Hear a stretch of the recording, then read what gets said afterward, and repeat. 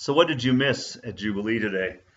Well, what did you miss? Besides Father's Day, Aboriginal Sunday, the beginning of Pride celebrations. Oh yeah, Genesis, the story of Abraham and Sarah laughing at the idea of having a child, and Matthew's Gospel, where Jesus tells us that the harvest is plentiful, but the laborers are few. Um, yeah, no, that's pretty much it. Oh, and the fact that we are a great community full of wonderful people. Um, yeah, that's what you missed today. Now, we're not actually going to have our Aboriginal Sunday service until September, but we took some time to recognize and acknowledge the land upon which our church sits, that our community lives and gathers, and we recognize that we are treaty people, and that a treaty is not simply a contract or an exchange of goods, but it is the basis of a relationship. And we took some time to consider that relationship and how we might honor and live in that relationship. We acknowledged Father's Day and recognized fathers absent and present, living and dead. We recognized non-binary parents. We took some time to recognize those people who have guided us and nurtured us and continue to do so. And we took a moment for that. But all of this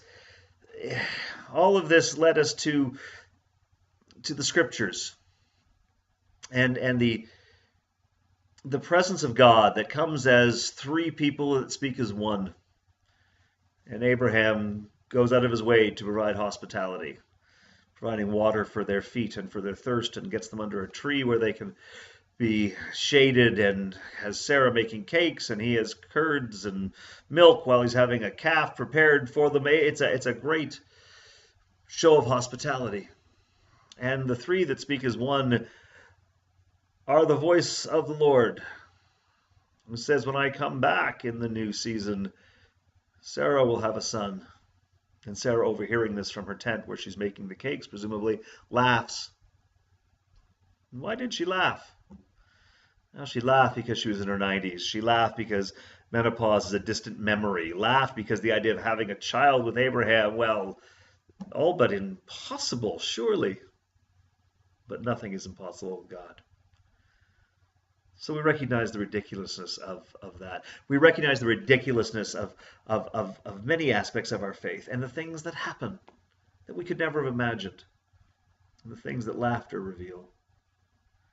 And as long as we're talking about ridiculous, we talked about how ridiculous it was that Jesus says the harvest is plentiful, but the laborers are few, when in fact he also said that he was letting them out into a land of wolves, where there was betrayal and death and persecution. Hardly sounds like a plentiful harvest. At least it's not a plentiful harvest if you imagine that Christianity, or that any kind of faith, is a race to win, a race to get more than the other guy, a race to prove that there are more Christians than anything else in the world, and one day everybody will be a Christian. If that's your idea of faith, then yeah, it's hard to imagine what this plentiful harvest looks like. But if you imagine the time that Jesus is speaking about and recognize that in 2017, we also find ourselves in precarious times. We find ourselves in scary places. We find ourselves surrounded by people who in fact want what we have. They just don't know that we have it. I'm speaking about peace of mind. I'm talking about hope. I'm talking about faith.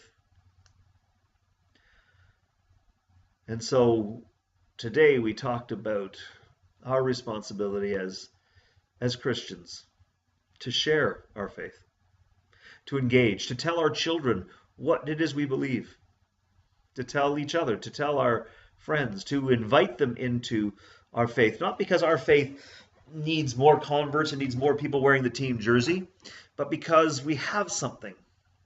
We have hope and we have peace. People around us recognize it. They tell us about it. People within the community experience it, and they They prize it, they value it. And yet we are reluctant to tell others about it because we don't want to sound like those Christians. Like we want to drag people into our church to fix them, convert them, save them. But when we don't talk about our faith, when we don't engage, then all those people who really have no experience of the church, well, they believe TV. And they're pretty darn sure that we are homophobic, anti-science, racist, crazy people bent on world domination somehow. Well, the only way we're going to fight that is by showing them something else. So that's what we talked about today. We talked about the relationship that we have because we're treaty people with Indigenous folk. We talked about the relationship that we have with the LBGT community because we are an affirming congregation and we live as siblings with each other. We talked about the relationship that we have with those that we call Father and those that we experience in those guiding, nurturing roles. And we talked about the relationship we have with those who are hungry and afraid and want the very thing it is that we discover when we gather together, this relationship that we have with God. Yeah, that's what you missed. That's what you missed at Jubilee today, but hopefully you won't miss it much longer because we'd love to see you, and we're ready for you whenever you're able to get to be with us. Until then, God bless.